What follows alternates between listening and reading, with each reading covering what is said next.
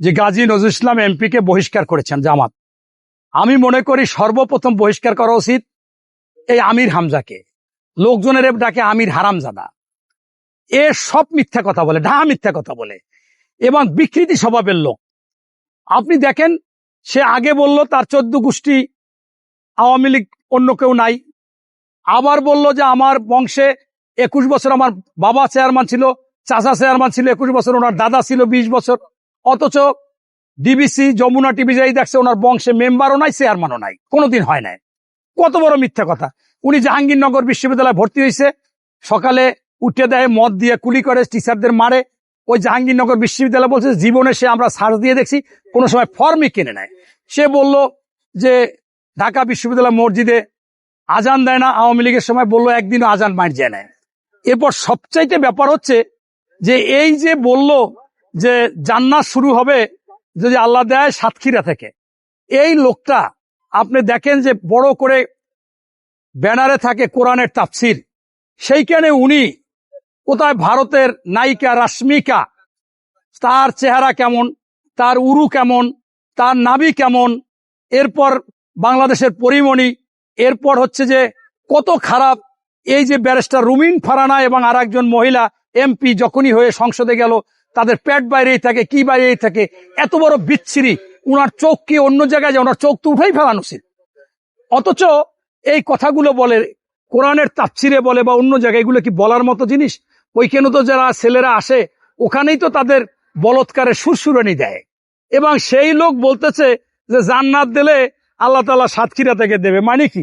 তাহলে আপনারা এই আকাম কুকাম যে জায়গায় হয়, লীলা খেলা যেখানে হয়, এইখানেই কি এই জান্নাত থাকে? এইটা আপনারা বুঝাইতে চাচ্ছেন? অতএব এই লোক সম্পূর্ণ মিথ্যা কথা বলতেছে। আমি আপনাকে চ্যালেঞ্জ দিই, জামাত কখনো এই শরিয়া মোতাবেক কিছুই চায় না এবং তারা মিথ্যাচার করে, তারা এই জেনা টেনার সাথে লিপ্ত এবং এটাকে অন্যভাবে হালাল করতে চায়। সেইটাই যদি হয় তা শরিয়া মোতাবেক এই গাজী নজরুল এবং ওনাদের শিবিরের নেতা বা অন্যান্য নেতাদের আপনার গলা পর্যন্ত মাটিতে পুঁতে পাথর নিক্ষেপ করার কথা ছিল। এটা কি জীবনে করবে? বহিষ্কার কি এটা শেষ? আমি বলি না যে বিএনপির মধ্যে এটা নাই, কিন্তু ওনরা ইসলাম বলবে, ওনরা কোরআনের কথা বলবে, জান্নাতের কথা বলবে, আর এই আকাম করবে, এইটা মেনে নেওয়া যায় না। বলতে হবে ওনাদের যে আমাদের মধ্যেও আছে, মানুষ লোভে পড়ে শয়তানে পায়, অন্যদের মধ্যেও আছে কম আর বেশি, কিন্তু ওনরা চ্যালেঞ্জ করে জামাতের আমির যে আমরা মিথ্যা বলি না, অথচ উনিই মিথ্যা বলে। উনি সংসদে দাঁড়াই বলে যে আমি শহীদ পরিবারে, ওনার পরিবারে কেউ শহীদ নাই। ওনার আর একজন এমপি বলে যে আমার বাবা শহীদ হয়েছে, দাদা, অথচ তারা জীবিত, শহীদ হয় না। বলছে 47 জন মুক্তিযোদ্ধা নাই। এরকম অহরহ মিথ্যাচার এরা করতেছে। তাই আমি এই জন্যই এনাদেরকে কিছু সমালোচনা করি। আমি বলবো এগুলো থেকে বের হয়ে আসেন, চ্যালেঞ্জ দিয়েন না, এবং ভালো যেখানে সেখানে খারাপ আছে এইগুলোর মধ্যে চলে যান। এইরকম মিথ্যাচার করে অন্য যুক্তি দিয়ে মানুষকে আর বোকা বানাবার সময় নাই। তাই যদি হয় তাহলে আপনার এই এমপিকে আপনারা শরিয়া মোতাবেক একেবারে গলা পর্যন্ত মাটিতে পুঁতে পাথর নিক্ষেপ করেন, তাইলে বুঝবো যে আপনার ওই শিবিরের বিয়ের ঘোষণা।